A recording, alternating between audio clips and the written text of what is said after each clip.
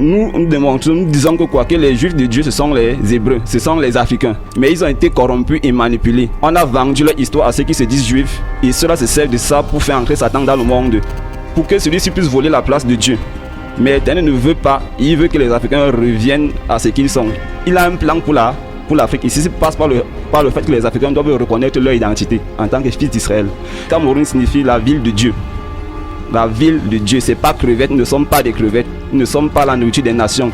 Les crevettes, quand on dit que tu es une crevette et que tu es insignifiant, tu ne vaux rien, tu es nul, tu es zéro. Tu ne sers qu'à être bouffé. Donc, Cameroun est composé de deux mots. Il y a Cam et Héron. Cam vient de Nkam, qui signifie territoire bâti sur des montagnes, ville montagneuse, terre montagneuse, territoire bâti sur des montagnes, donc fondé sur du roc, le rocher. Et le rocher bibliquement représente qui Christ. Je crois que la Bible dit dans Ésaïe 28, verset 16, que je placerai un rocher en Sion et quiconque s'appuie sur ce rocher ne sera point ébranlé. Est-ce que vous voyez? Vous voyez que le vrai peuple d'Israël était bâti sur Christ lui-même.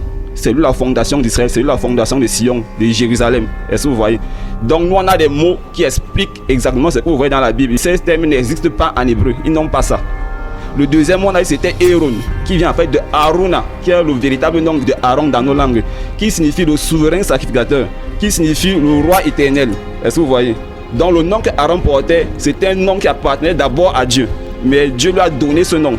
Donc Aruna, qui est Aaron, signifie chez nous souverain sacrificateur, le roi éternel, et ainsi de suite, avec tous les termes semblables. Les deux mots ont donné ce qu'on appelle Kamaruna, qui signifie la ville du roi, la ville du souverain sacrificateur, la ville de Dieu tout court. Je crois qu'il y a certains versets bibliques dans la Bible qui parlent de la ville de Dieu, bien la ville de l'Éternel. Voilà, c'est donc ça la signification du Cameroun, la ville de l'Éternel, la ville du souverain sacrificateur, la ville du roi des rois. Voilà en fait ce que veut dire Cameroun. Et ceux qui ont vendu l'histoire de ce pays le savent, en commençant par les religieux. Les hommes en soutane là, ils le savent. Mais comme c'est un secret, ils s'arrangent à nous cacher ça pour nous mettre dans les ténèbres. Comme on dit souvent, ils prononcent le nom de Dieu, mais ils ont l'arme dans la soutane. Or, ils connaissent bien, ils connaissent correctement et bien, ils le savent. Mais le Seigneur est en train de les mettre à nu. Ils vont dire aux Camerounais ce qu'ils cachent, qu'ils le veuillent ou pas. Yaoundé, c'est Judée. C'est pas un mot qui est venu avec les colons allemands, ça jamais. C'est un mot purement bantou. C'est pour ça qu'on n'a pas voulu que les Africains apprennent leur langue. Nos langues sont très importantes, c'est un mot purement bantou. Et le mot Yaoundé vient du Kikongo. Ça, c'est l'hébreu authentique. Yaoundé, son étymologie en Kikongo, c'est Yahandi, qui veut dire celui qu'on loue, celui qu'on adore, celui qui exerce l'autorité, l'élu qui était choisi pour diriger le peuple. C'est ça l'étymologie de Yaoundé. Donc Yahandi a donné Yaoundé, qui signifie que l'Éternel soit loué, loué soit l'Éternel. Et en hébreu, ça signifie la même chose. En hébreu, on dit Yehoudé, Yehoudé. Ça signifie que l'Éternel soit loué, ou bien qu'il soit loué tout court. Voilà la situation de Yaoundé. Et Yaoundé se trouve également dans d'autres pays africains. Donc ce qu'on appelle aujourd'hui Yaoundé, ce n'est qu'un fragment de l'ancienne province de Judée qui a été morcelé, parce que Yaoundé se trouve dans d'autres villes d'Afrique, comme au Togo, au Bénin, au Ghana, ainsi de suite. Vous allez trouver plusieurs noms qui renvoient à Yaoundé. Vous allez trouver Yewindou, Yehuda, Yaoundé, comme en Côte d'Ivoire, vous allez trouver Yaoundé. À l'intérieur même du Cameroun, comme Alexandre, vous allez encore trouver Yaoundé. Ils prononcent là-bas Djaoudé, avec DJ au départ. Est-ce que vous voyez? Donc ce n'est qu'un pur mensonge. Maintenant, pourquoi on appelle Yaoundé Ongola? J'explique la dernière fois que Ongola vient de Kikongo, Congola, Congola, qui signifie quoi? Ville clôturée, ville entourée de montagnes, parce que les montagnes entourent Yaoundé, ces montagnes forment une clôture. Donc nous sommes dans un enclos. Et dans Somme 125, verset 2, qu'est-ce que David nous dit? Des montagnes entourent Jérusalem, ainsi l'Éternel entoure son peuple dès maintenant et à jamais. Ça c'est un fait réel, géographique. Parce que David se base sur un fait réel. De même que les montagnes entourent Jérusalem, l'Éternel est aussi pour son peuple maintenant et à tout ça. Que les montagnes symbolisent la présence de l'Éternel au milieu de son peuple. C'est ça qu'on appelle ça Congola. Congola, qui vient de Congo.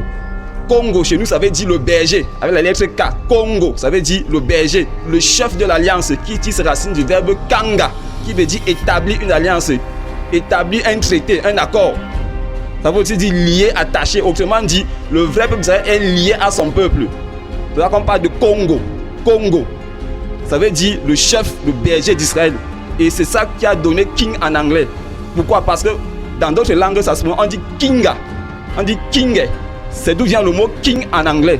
Donc, dans nos langues, Jésus-Christ est le berger, est le roi d'Israël. Ce n'est pas des langues diluées comme l'hébreu que les gens peuvent apprendre qui ne glorifient pas le Seigneur. Donc, un berger fait quoi? Il entoure ses brebis, n'est-ce pas? Quand ça ne va pas, il sort son fouet et il tabasse pour que les brebis reviennent à l'ordre. C'est ça le berger. Donc, Jésus-Christ est notre berger, il veille sur nous. C'est ça qu'on appelle Yaoundé Congo, qui est le siège de la vraie Jérusalem. Une ville clôturée par des montagnes telles que décrites dans la Bible. Et les termes en hébreu pour expliquer ça n'existent pas.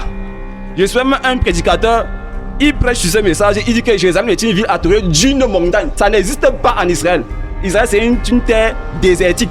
Désertique, allez fouiller vous-même, vous tapez. J'ai vu quelques témoins de ceux qui sont allés en Israël, qui sont étonnés que c'est le contraire de ce que la Bible dit par rapport à la terre où le lait et le miel, qui est une terre bâtie sur des montagnes et constamment arrosée par les eaux, par les pluies qui viennent du ciel. Ça veut dire que la véritable terre où coule le lait et le miel, c'est une terre montagneuse, ce qu'on appelle ici le Nkam.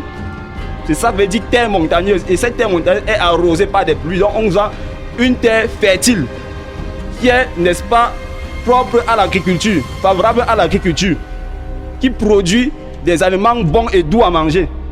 Ce n'est pas des terres désertiques où l'homme avait les machines à passer le temps à tricoter pour arranger, pour que ça ressemble à ce que la Bible dit. Oh, c'est archi faux.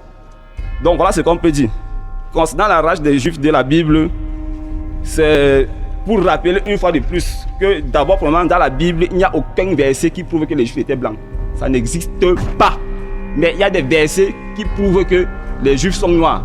Ça, c'est ce que les chercheurs nous apprennent. Par exemple, avec Exode 2, verset 19, c'est quoi lorsque Moïse fuyait au pays de Madian, où une des filles du sacrificateur de Madian le confond. Oui, Exode 2, verset 19, elles répondirent, un Égyptien nous a délivrés de la main des bergers, et même il nous a puisé de l'eau et a fait boire le troupeau. Voilà. Vous voyez ainsi que selon les scientifiques, ils nous disent quoi? Les Égyptiens étaient noirs. Et selon le témoignage de la dame qui parle dans le verset, elle a vu un Égyptien dans toute sa noirceur. Elle dit que j'ai un Égyptien. Et les scientifiques nous disent que dans ce contexte, Moïse est noir. Se balance le fait que les Égyptiens étaient un peuple de race noire. Ça, je pense que ce n'est plus quelque chose qu'on va s'attarder sur ça. Le deuxième verset, c'est dans Exode 4, versets 6 à 7. Exode 4, versets 6 à 7, l'Éternel lui dit encore, « Mets ta main dans ton sein. » Il mit sa main dans son sein, puis il la retira, et voici sa main était couverte de lèpre blanche comme la neige. L'Éternel dit, « Remets ta main dans ton sein. » Il remit sa main dans son sein, puis il la retira de son sein, et voici, elle était redevenue comme sa chair. Voilà. Maintenant, qu'est-ce que les hommes de science nous disent? On a fait une expérience.